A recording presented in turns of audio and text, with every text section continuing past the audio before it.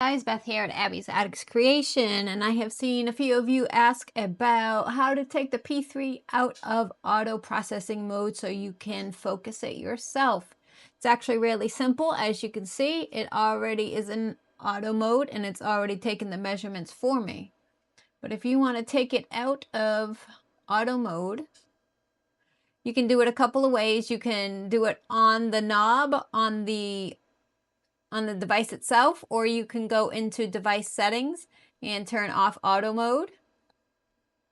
It will give you the option to turn it back on if you would like to.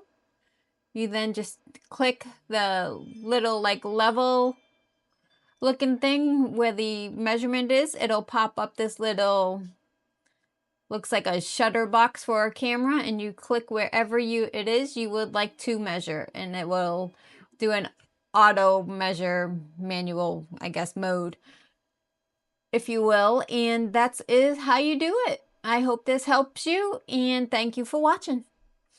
If you like learning this kind of content, please consider subscribing to the channel so you can learn more.